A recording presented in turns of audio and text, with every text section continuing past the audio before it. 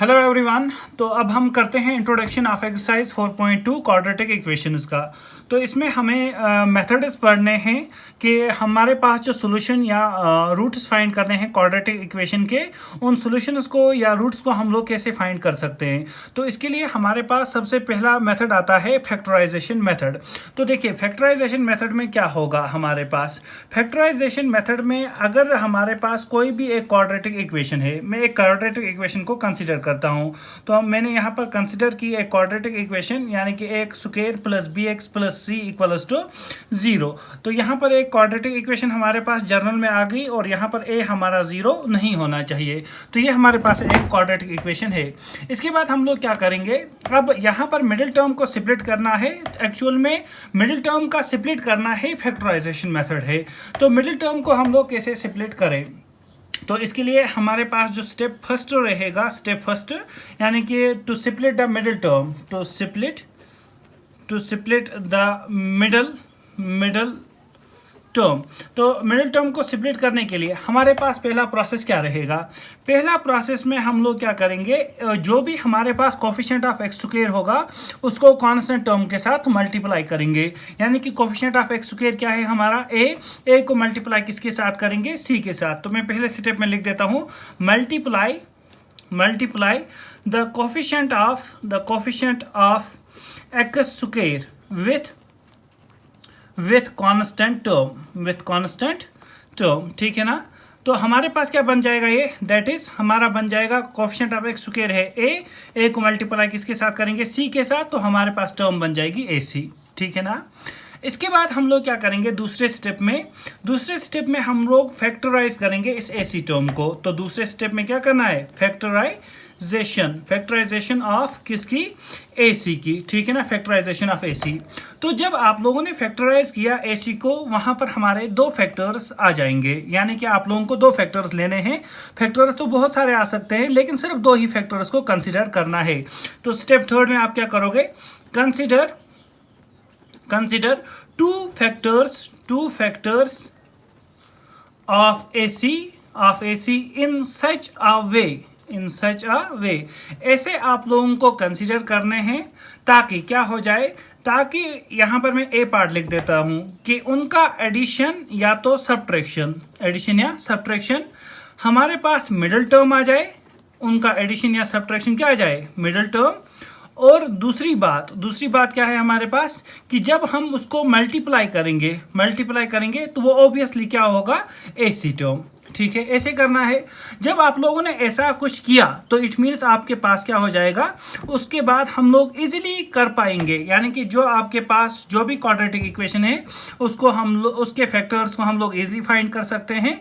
और उसके बाद क्या करेंगे, उसके बाद हम लोग उनके रूट्स को भी निकाल सकते हैं। तो इसके लिए मैं एग्जाम्पल लेता हूं, यानी कि यहां से आप लोगों को समझाने के लिए मैं एक एग्जाम्पल को कंसिडर करता हूं। एग्जाम्पल एक है हमारे पास, सपोज आप लोग मान लें 2x स्क्वायर माइनस 11x और है हमारे पास प्लस 12 इक्वल्स टू 0। ये आपके पास एक एग्जाम्पल है क्वाड्रेटिक इक्वेशन की। तो आप लोग देखें यहाँ पर हमारे पास क्या है, ए टर्म साइड में मैं लिख देता हूँ। ए हमारा 2 है, ए होता है कोफिशिएंट ऑफ एक्स स्क्वायर, और सी हमारा 12 है ना, ये वाला। अब देखिए ए और सी को मल्टीप्लाई कर दो तो 2 एंड 12 क्या बन जाएगा, वो बन जाएगा 2 इंटू 12 हो गया 24। इसके बाद क्या करेंगे, 24 के फैक्टर्स निकालेंगे हम लोग। तो देखिए 2 यहाँ पर 12 जा हो गया 24, 2 6 जा हो गया 12 और 2 3 जा हो गया 6, ठीक है ना। तो इसके फैक्टर्स मैंने निकाल दिए। अब फैक्टर्स निकालने के बाद क्या करना है, इन फैक्टर्स के सिर्फ दो ही फैक्टर्स बनाने हैं।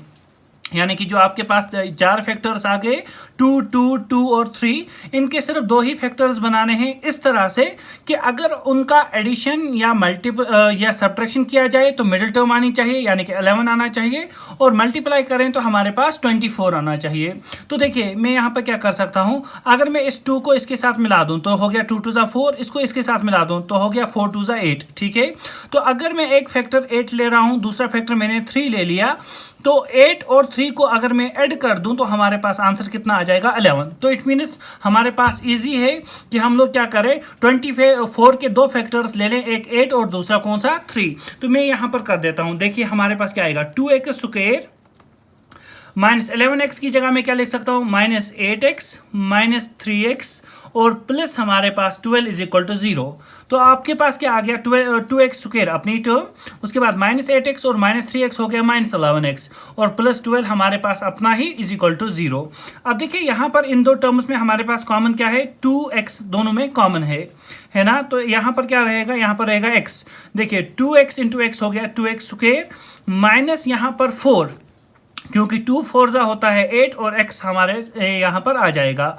उसके बाद यहाँ पर अगर मैं 3 कॉमन ले लूँ, -3 मैंने कॉमन लिया, तो यहाँ पर क्या रहा हमारा x, और उसके बाद हमारे पास क्या रहेगा -4। आप लोग देखें, वापस से मैं मल्टीप्लाई कर देता हूँ। 2x into x is 2x square, 2x into 4 हो गया 8x, ठीक है ना, plus into minus is minus. उसके बाद -3 into x is -3x, minus into minus बन जाएगा प्लस, 3 4 हो गया 12। तो ये हमारे पास टर्म्स आ गई। इसके बाद आप लोग देखें, हमारे पास ये दोनों कॉमन है, यानी कि x-4 यहाँ पर भी है, x-4 यहाँ पर भी है। तो x-4 को मैं कॉमन ले लेता हूँ। उसके बाद हमारे पास क्या बचा, इसका तो एक 2x और इसका -3, तो हमारे पास बचा 2x -3।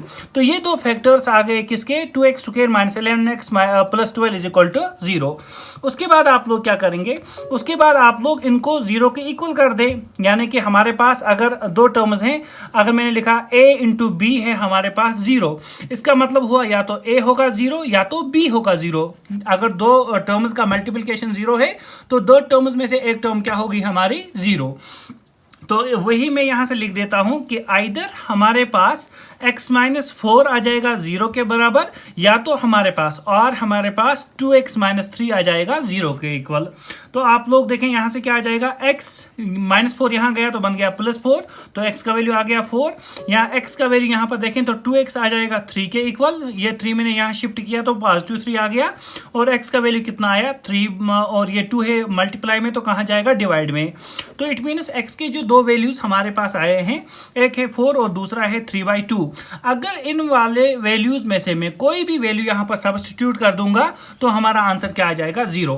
तो आप लोग चेक करें, देखिए अगर मैं x का वैल्यू 4 लूंगा तो यहाँ पर बनेगा 4 4 16, और 16 को 2 से मल्टीप्लाई करेंगे तो 32, ठीक है ना। तो पहली टर्म हमारी कितनी आ गई 32, मैं यहाँ पर लिख देता हूँ, पहली टर्म आ गई हमारी 32, ठीक है। इसके बाद आप लोग देखें यहाँ पर -11 इंटू एक्स का वैल्यू कितना है 4, तो आ जाएगा 11 इंटू 4 हो गया 44, तो हो गया -44, और प्लस हमारा कितना है 12। तो अब इनका ऐड कर दें, 32 और 12 हुआ हमारे पास 44, माइनस हुआ 44, तो आंसर कितना आया 0, ठीक है ना। इसी तरह से आप लोग अगर x का वैल्यू 3/2 रखेंगे तो यहाँ पर रख दें 3/2 हमारे पास, तो क्या आ जाएगा, मैं साइड में लिख देता हूँ, यहाँ पर हमारे पास बन जाएगा 2 इंटू 3/2 का स्क्वायर, ठीक है। वो कितना हुआ, वो हुआ 2 इंटू 3 का स्क्वायर हुआ 9, और 4 का स्क्वायर 2 का स्क्वायर हुआ 4। तो यहाँ पर 2 1 2 2 2 4, तो हमारे पास पहली टर्म बन गई 9/2, ठीक है। उसके बाद क्या है -11x, -11, और x की जगह कितना है 3/2, तो बनेगा 3 इंटू 11 डिवाइडेड बाई 2, ठीक है। इसके बाद हमारे पास क्या है +12, तो वो लास्ट पर लिख देंगे। हमारे पास क्या आ जाएगा यहाँ से, तो यहाँ से मैं 2 LCM ले सकता हूँ, और हमारे पास क्या रहा 9 - 11 इंटू 3 हो गया 33। इसके बाद क्या बचेगा हमारे पास, तो देखिए 9 - 33 जब हम करेंगे तो हमारे पास रहा -24 डिवाइड बाई 2, 2 1 2 2 12 से कितना हुआ 24, तो -12 आया, और ये हमारा +12 है। -12 और +12 क्या हो जाएंगे कैंसिल, तो आंसर कितना आ जाएगा हमारे पास 0। तो इस मेथड से हम लोग क्या करेंगे, यानी कि रूट्स हम लोग फाइंड कर सकते हैं किसी भी क्वाड्रेटिक इक्वेशन का, और इस मेथड को हम लोग बोलते हैं फैक्टराइजेशन मेथड। आई होप आप लोगों को समझ में आया होगा।